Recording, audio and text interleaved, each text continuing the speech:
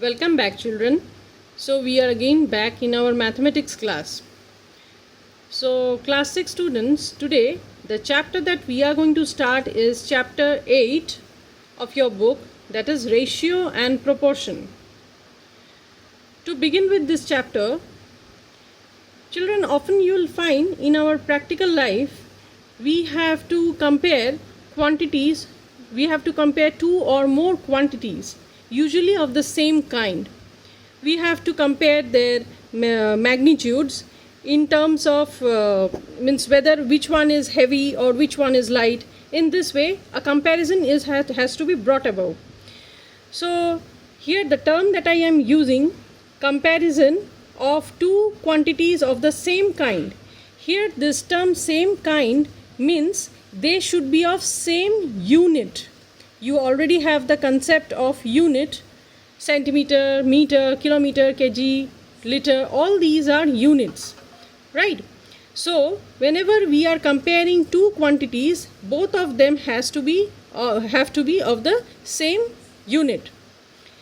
For example, suppose we have two bags of rice.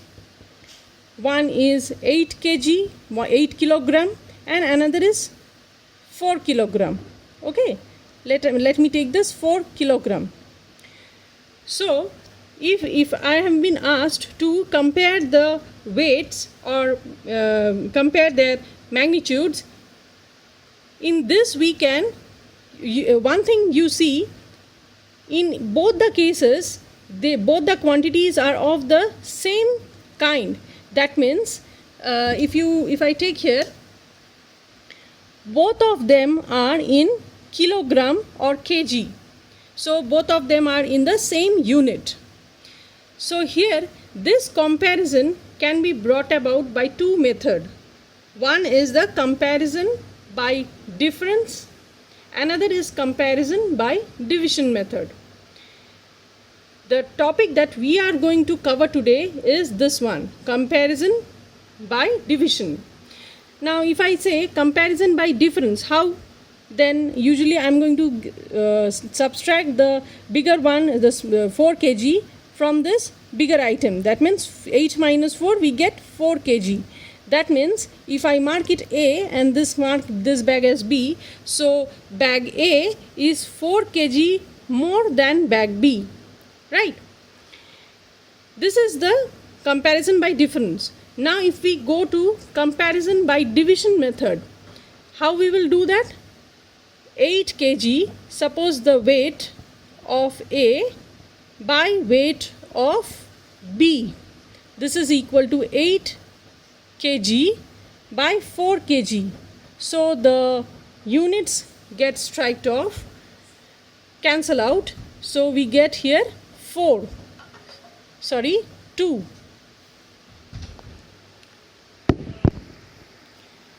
So straight away we can say that the weight of bag A is 2 kg more than that of weight of bag B. Okay. So these are the two ways how we can compare two quantities of the same kind, one by difference method and another by the division method. Our main concern is this part, that is comparison by division. Now children, whenever we are comparing the size or measures of two or more quantities by this division method, that is what we call is ratio. Okay, so this is what is known as the ratio of the weight of bag A to that of the bag B, that is 4. So this ratio we can say as 2 by 1. This is again written as 2 is to 1. So the weight of bag A to that of bag B is 2 is to 1. This symbol we term as is to. Okay. So the main concept behind ratio is the simple form that comparison by the division makes much better sense. Usually when we are comparing two or more quantities by this division method, that brings about more meaning than this difference method. So that is why in terms of comparison we choose this one, the ratio, concept of ratio, more than that of difference. So whenever we are comparing two or more quantities of the same kind in terms of their measurements or magnitudes, that is known as what is known as ratio.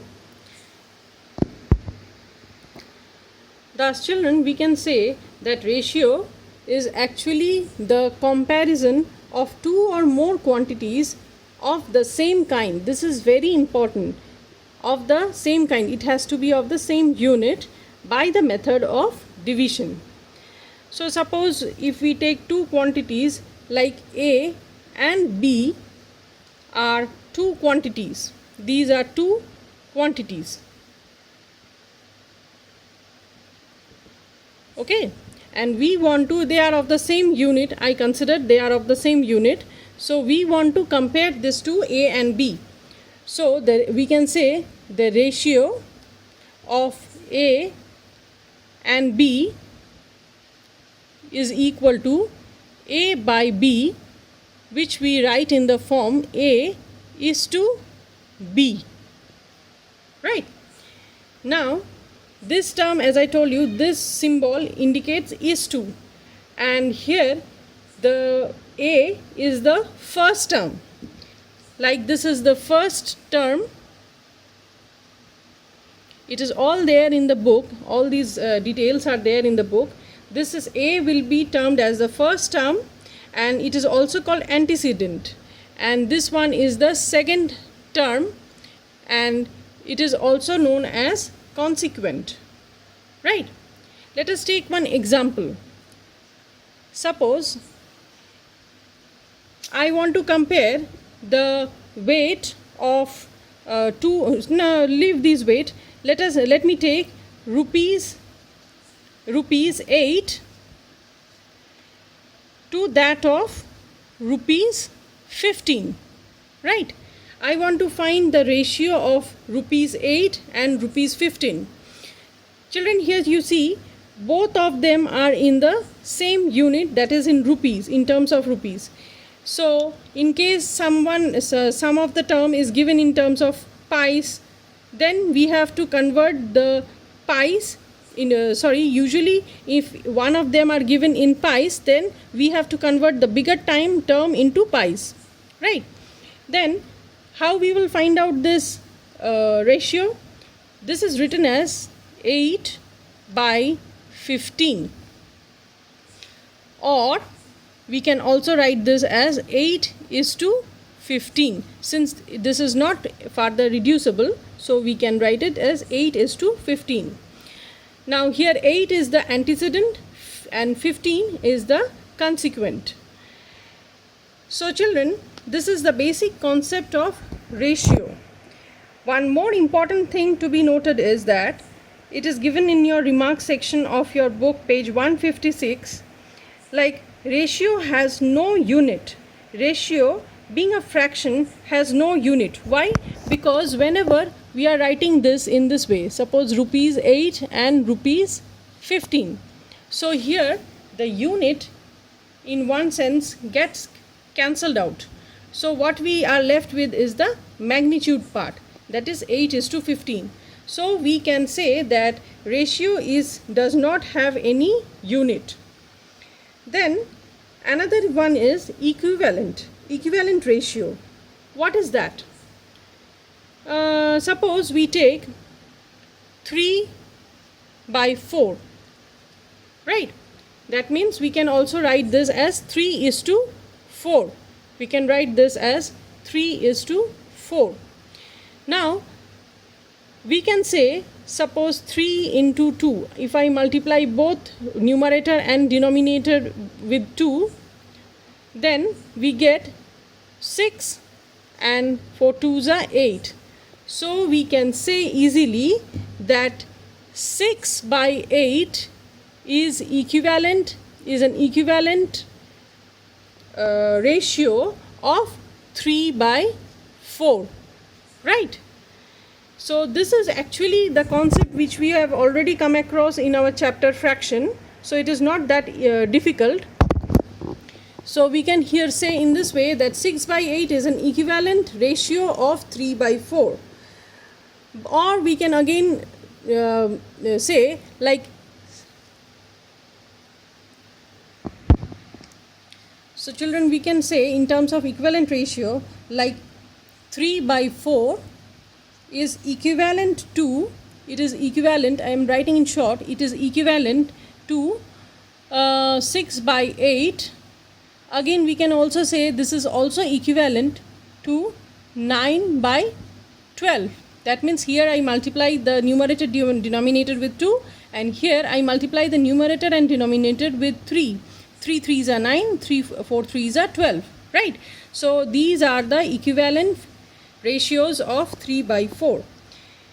Coming to the next part, that is difference between fraction and ratio. Both look same, right? Here 6/8, you can say that ma'am, then what is the difference between 6? Why we call 6/8 as a fraction? Again we write 6:8 is as a ratio. Let's find out.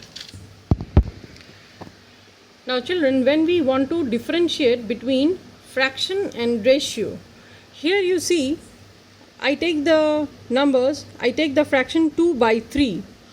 Both of them look the same. 2/3 as a fraction and 2/3 as a ratio, but there is a hidden hidden difference between each of them.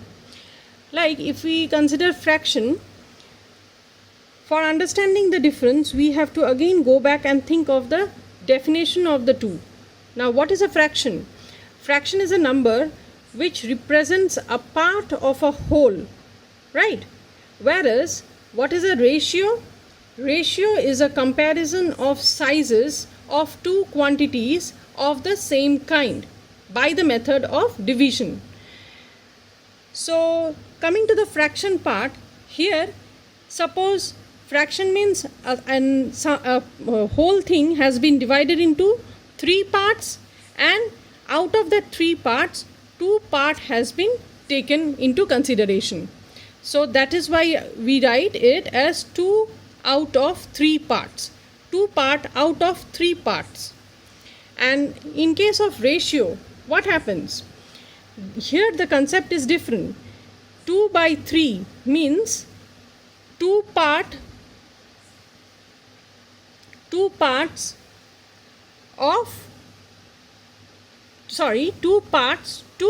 3 parts.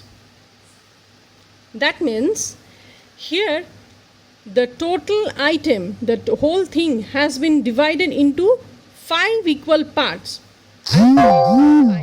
1 2 3 4 5. 1 2 3 4 5.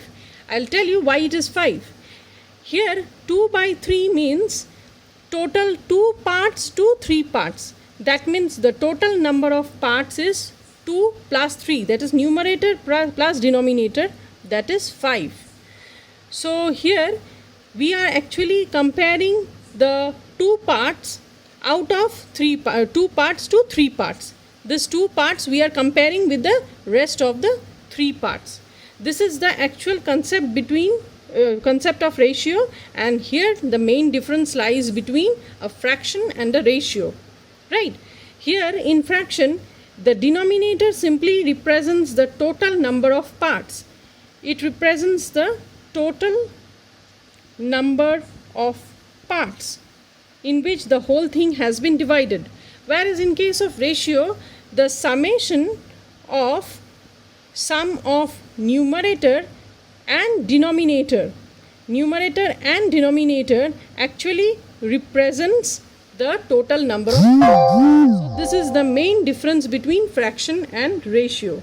I hope up to this part it is quite clear to you. Go through the book, the portions will be far more clear in your concepts. You will develop a better concept regarding this chapter, regarding the portions that I have discussed today. So let us finish off here. In our next session we will again come up with the other part of ratio. It is not yet over. Thank you.